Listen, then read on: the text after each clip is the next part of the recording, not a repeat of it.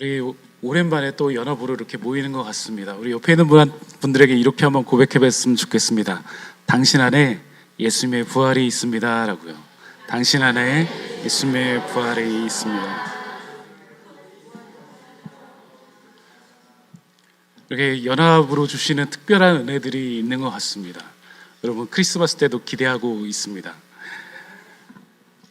여러분 우리 안에 정말로 예수 그리스도의 부활이 있습니다. 우리 옆에 있는 분들 한 번 더 쳐다봐 주시기 바랍니다. 환하게 한번 웃어주세요.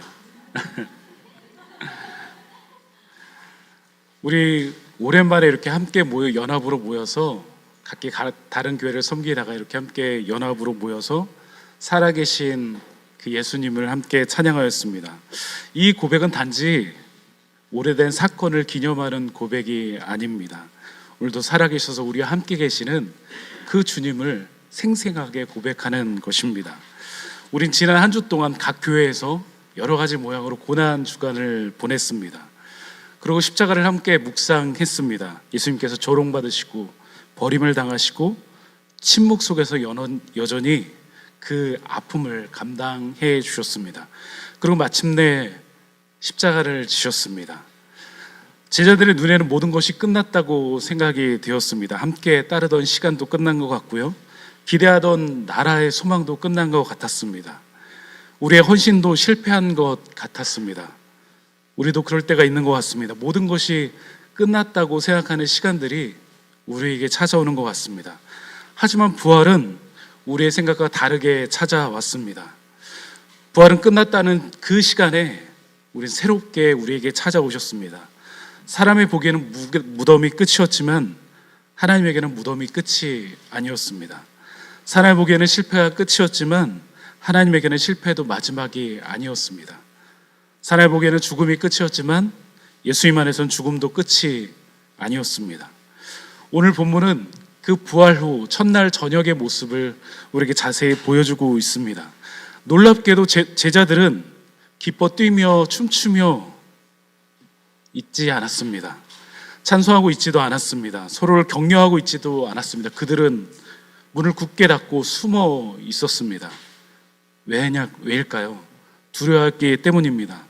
그런데 바로 그 두려워하는 자리에 부활하신 예수님께서 찾아오셨습니다.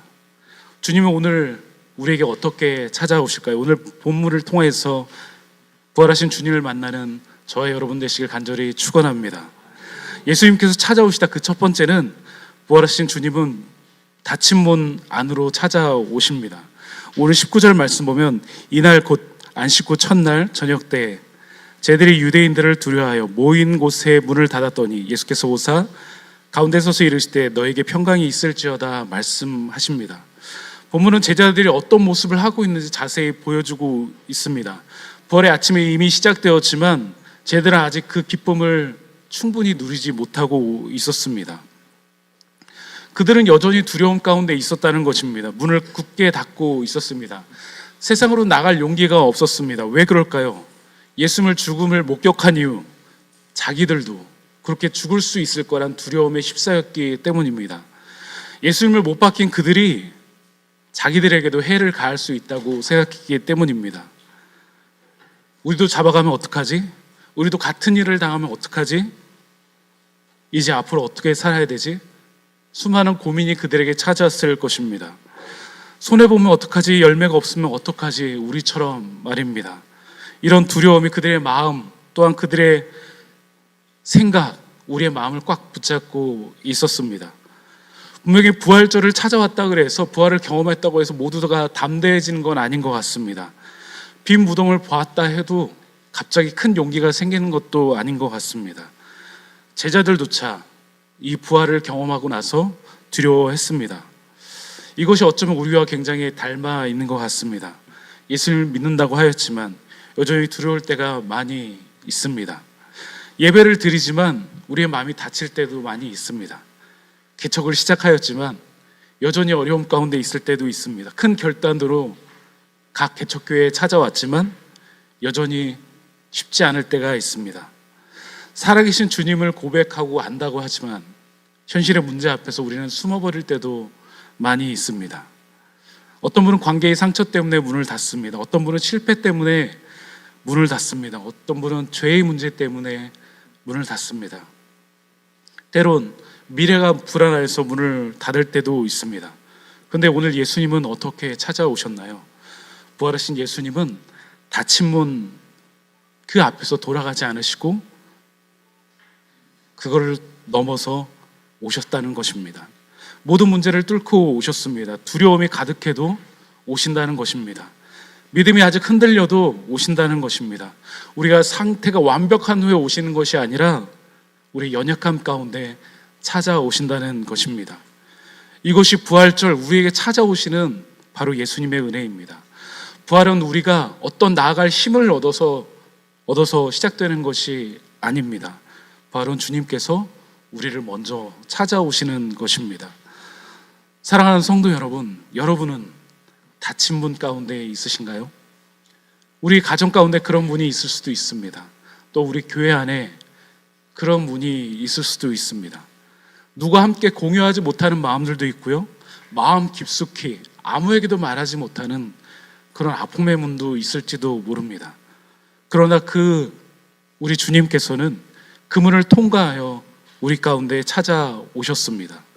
오늘 이 예배가 그런 예배가 되길 간절히 소망합니다. 우리를 찾아오시는 그 예수님을 만나는 예배가 되길 간절히 축원합니다. 예수님께서 찾아오시다 두 번째는 부활하신 주님은 상처를 감추지 않으시고 우리에게 평강을 주십니다. 예수님은 제자들 가운데 찾아오셔서 가장 먼저 이렇게 말씀하셨습니다. 너에게 평강이 있을지어다. 부활하신 주님의 첫 마디는 그들을 향한 책망이 아니었습니다. 얘들아, 왜 이렇게 도망갔니? 왜 끝까지 나와 함께 하지 아니하였느냐? 왜 나를 믿지 못하였느냐가 아니었습니다. 여러분, 특별히 베드로를 생각해 보십시오. 주님을 세 번이나 부인하는 그 현장 가운데 있었습니다. 다른 제자들도 모두 다 도망가서 흩어져 버렸습니다. 그런데 예수님께서는 그들에게 먼저 찾아오셔서 평강이 있을지어다 라고 말씀하셨습니다. 이 평강은 단지 마음이 편안하라 라는 위로의 말이 아닙니다. 성경이 말하는 평강은 샬롬은 더 깊은 안식입니다. 하나님과의 관계가 회복된 상태를 말합니다. 특별히 샬롬은 전쟁 용어입니다. 하나님께서 임하셨을 때 모든 전쟁이 끝이 나고 하나님께서 다스리는 상태를 샬롬이라고 말합니다. 즉 우리에게 가장 어렵고 힘든 죄의 문제가 또한 깨어졌던 문제들이 다시 회복되고 이어진다는 것입니다. 두려움과 정죄가 우리 안에 있었던 모든 수치가 물러나고 하나님의 은혜 안에서 관계가 회복되는 것이 바로 샬롬, 평강이 있을지어다입니다. 부활하신 주님은 무덤을 비우신 후에 가장 먼저 제들의 마음을 채우러 가셨습니다. 공포로 가득한 언제 죽을지 모르는 그들의 마음을 회복시켜 주셨습니다. 어쩌면 죄책감으로 가득했을지도 모릅니다. 그들의 마음을 용서의 은혜로 채워 가셨습니다. 무너진 제자 공동체를 다시금 세워 가셨습니다. 그리고 20절 말씀을 보면 예수님께서 손과 옆구리를 보여주십니다. 저는 이 장면에 조금 더 주목하고 싶습니다. 예수님께서는 부활하셨지만 십자가의 흔적을 완전히 지워버리지 않으셨습니다. 여전히 못자국이 남아 있습니다. 옆구리에 창자국도 남아 있습니다. 왜 그럴까요? 부활은 십자가를 담고 있는 사건이기 때문입니다. 부활은 우리의 고난을 모두 다 지워버리는 것이 아닙니다. 고난을 통과하여 영광으로 들어가는 사건이기 때문입니다. 예수님의 그런 상처는 패배의 흔적이 아닙니다. 우리를 살리시기 위한 구원의 증거입니다. 우리를 끝까지 책임지시는 세상에서 가장 위대한 사랑입니다. 우리 죄를 대신 지신 놀라운 은혜의 흔적입니다. 이것이 우리에게 얼마나 큰 위로가 되는지 모릅니다. 우리도 살아가다 보면 알게 모르게 상처가 생기곤 합니다. 눈에 보이는 상처도 있지만 사람들에게 말하지 못하는 상처들도 있습니다. 가정의 상처, 관계의 상처, 사역을 하면서 생긴 보이지 않는 상처들, 몸의 흔적들까지 우리 인생에, 우리 얼굴에, 우리의 표정에, 우리의 웃음에 담겨져 있습니다. 저도 굉장히 건강해 보이지만 저도 하반신 마비로 1년 넘게 병원에 누워 있었습니다. 그런데 부활하신 주님은 상처가 없는 분으로 제자들에게 찾아오지 않으셨습니다. 상처를 지닌 채 영광 가운데 오셨다는 것입니다. 이 말은 우리의 상처도 트라우마도 우리의 인생의 끝이 아니라는 것입니다. 주님 안에서 우리의 모든 상처는 새롭게 해석될 수 있습니다. 우리의 눈물이 헛되지 않는다는 것입니다. 우리의 기도가 땅에 떨어지지 않는다는 것입니다. 우리의 아픔도 낭비되지 않습니다. 십자가를 지닌 상처는 부활의 영광 가운데 다시금 놀라운 열매들로 바뀌게 됩니다. 부활은 아무것도 없었던 일로 바꾸는 것이 아닙니다. 부활은 여전히 닫힌 문 가운데 있지만 하나님의 능력과 사랑이 위대하다는 고백입니다. 예수님이 손과 창자국을 보여주실 때 제자들은 그제서야 기뻐합니다. 자기들이 보고 있는 그분이 바로 그동안 만났던 예수님이었기 때문입니다. 이제 바로 그분이라는 것을 알았습니다. 우리도 우리 안에 살아계신 예수님이 계십니다. 우린 이렇게 고백하곤 합니다. 내 안에 사는 이 예수 그리스도니. 정말로 우리는 이렇게 고백하곤 합니다. 죽으셨던 예수님께서 우리 안에 살아계신 것입니다. 부활은 환상이 아닙니다. 감정의 고조도 아닙니다. 역사 속에서 십자가에 못 박혀서 그 주님께서 실제로 살아나신 역사적인 사건입니다. 오늘 부활의 주님께서 우리에게 말씀하십니다. 너에게 평강이 있을지어다.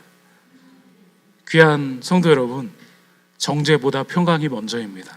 책망보다 회복이 먼저입니다. 절망보다 생명이 먼저입니다. 그래서 우리를 그 마음으로 예수 그리스도께서 택하셨습니다. 오늘 그 평강에 모든 교회 위에 모든 성도들의 가정 가운데 함께 하시길 간절히 축원합니다. 마지막 세 번째입니다. 예수님께서 찾아오셔서 하신 일은, 부활하신 주님은 공동체를 회복시키시고 다시금 세상으로 보내셨던 것입니다. 예수님은 평강을 주신 것으로 멈추지 않으셨습니다. 회복은 멈춤이 아니라 다시 보냄으로 이어집니다. 우리를 살리신 목적은 세상으로 다시 보내시기 위함입니다. 바로 우리를 편안하게 만드는 것이 아니라 다시금 사명의 자리로 보내십니다. 오늘 조금 더 본문을 살펴보려고 합니다. 예수님은 제자들이 완벽했기 때문에 보내시는 것이 아닙니다. 두려움도 사라진 것이 아닙니다. 그들은 여전히 부족하였습니다. 여전히 흔들렸습니다. 배울 것도 많아 보였습니다. 그런데 예수님은 말씀하십니다. 나도 너희를 보내노라. 저는 이것이 교회의 모습이라고 생각합니다. 바로 우리들입니다. 교회는 완성된 사람들이 모인 곳이 아닙니다. 물론 개척교회는 굉장히 훌륭한 분들만 오시는 것 같습니다. 바로 주님을 만난 그 사람들이 모인 공동체입니다. 오늘 특별히 4개 교회가 연합해서 드리는 이 연합 예배입니다. 이 연합의 은혜가 여기 있다고 생각합니다. 주님은 한 사람을 살리실 뿐만 아니라 이 공동체를 함께 살리셨습니다. 한 교회만 붙드신 것이 아니라 주의 몸된 모든 교회를 붙드시는 분입니다. 우리가 함께 예배드리는 것은 단지 성탄절, 부활절 행사 때문은 아닐 것입니다. 우리 모두가 부활의 생명 안에 있기 때문입니다. 교회의 색깔은 조금씩 다를 수 있습니다. 예배의 형식도 조금씩 다를 수 있습니다. 그러나 우리가 고백하는 분은 예수 그리스도 한 분입니다. 우리 가운데 살아계신 바로 그 예수님입니다. 그래서 이 부활절은 교회가 하나 되게 하는 날입니다. 부활절은 아무도 계란을 거부하지 않습니다. 저도 어제 천왕역에서 계란을 하나 받아왔습니다. 세상은 여전히 어두운 것 같습니다. 눈물도 많습니다. 전쟁으로 인해서 죽음의 그림자도 계속 짙어지는 것 같습니다.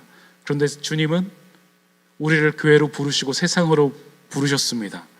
상처 입은 세상에 평강을 보내라고 보내셨습니다. 절망하는 사람들에게 생명의 복음을 전하라고 우리를 보내셨습니다. 혼란 시대 가운데 예수 그리스도가 참 소망이심을 고백하라고 우리를 보내셨습니다. 22절과 23절도 이렇게 말씀합니다. 이 말씀을 하시고 그들에게 향하사 숨을 내쉬며 이르시되 성령을 받으라. 너희가 누구의 죄든지 사하면 사하질 것이요 누구의 죄든지 그대로 두면 그대로 있으리라 하시니라. 예수님께서 우리를 보내실 때 그 능력도 함께 주십니다. 성령을 주셔서 예수님을 전할 충분한 능력도 주십니다. 또한 죄사함의 권세도 우리에게 주시는데 그것은 교회가 복음을 선포할 때 복음을 믿는 자들이 죄사함의 길이 열려 구원을 얻는다는 뜻입니다. 세상에 가장 필요한 것은 무엇일까요? 이 시대는 정보의 시대이지만 정보가 가장 필요한 것이 아닙니다. 기술이 필요한 것도 아닙니다. 바로 죄사함의 복음이 필요합니다. 우리는 분명하게 이 복음을 전해야 합니다. 우리 모든 교회들이 이 부활의 복음 앞에 이 시간 함께 서기를 소망합니다. 함께 모여 예배하는 것으로 끝나지 않고요, 흩어져서 여러분의 가정 가운데, 직장 가운데, 삶의 곳곳마다 이 부활의 은혜를 선포하고 전하는 우리 모두가 되길 간절히 소망합니다. 오늘 말씀을 정리하고자 합니다. 귀한 성도 여러분, 오늘 본문은 부활절의 참된 모습을 잘 보여주고 있습니다. 부활하신 예수님은 닫힌 문 밖에 서 계신 분이 아니라 닫힌 문 안으로 들어오시는 분입니다. 우리의 상처를 외면하시는 분이 아니라 자기 상처를 보여주시고 우리에게 평강을 주시는 분입니다. 두려움에 쌓여있는 우리를 방치하는 분이 아니라 우리를 회복시켜 다시금 보내시는 분입니다. 혹시 부활절이지만 마음을 문을 굳게 닫고 걱정과 염려로 살아가시는 분이 있으십니까? 두려움 때문에 마음 어딘가에 숨어 계신 분이 있으십니까? 상처 때문에 주저앉은 분이 있으십니까? 사명의 자리에서 한 걸음 물러나 계신 분이 있다면 오늘 예수님께서 여러분 한 사람 한 사람에게 말씀하십니다. 너에게 평강이 있을지어다. 십자가를 통과한 평강입니다. 무덤을 깨트린 평강입니다. 죽음을 이기신 놀라운 평강입니다. 다시 주님은 우리에게 한마디 더 하십니다. 나도 너희를 보내노라. 부활은 우리를 일으켜 세웁니다. 우리 부활은 우리 모든 공동체를 회복시키십니다. 부활은 우리 교회를 세상 밖으로 파송해 주십니다. 오늘 연합 예배를 통해서 부활의 주님을 찬양하는 이 가운데 닫힌 문을 닫고 넘어오시는, 우리의 상처를 만지시고 평강을 주시는, 다시금 복음의 자리로 우리를 보내시는 그 은혜가 충만하시기를 주님의 이름으로 간절히 축원합니다. 여러분, 성탄절 예배 때 배가 부흥해서 다시금 이 자리에 만나도록 하겠습니다. 우리 한 번 더 아버지 사랑 내가 노래 함께 찬양드리며 주님 앞으로 나가시겠습니다.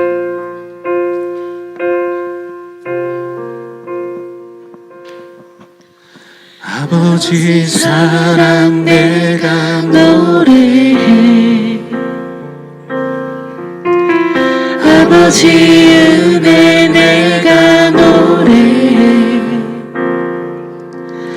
그 사랑 변함없으신 거짓없으신 성실하신 그 사랑할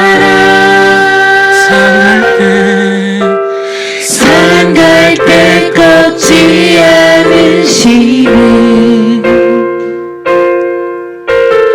꺼져가는 등불 끄지 않는 그 사랑 변함없으신 거짓없으신 성실하신 그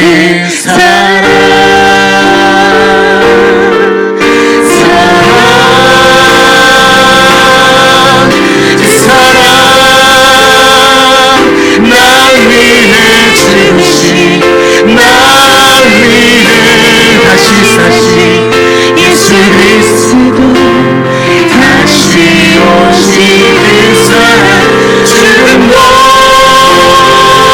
생명도 천사도 하늘의 어떤 권세도 끊을 수 없는 영원한 그 사랑에 우리 한음 돌려서요. 아버지 사랑 내가 노래합니다. 아버지 사랑 내가 노래, 아버지 은혜 내가 노래합니다. 아버지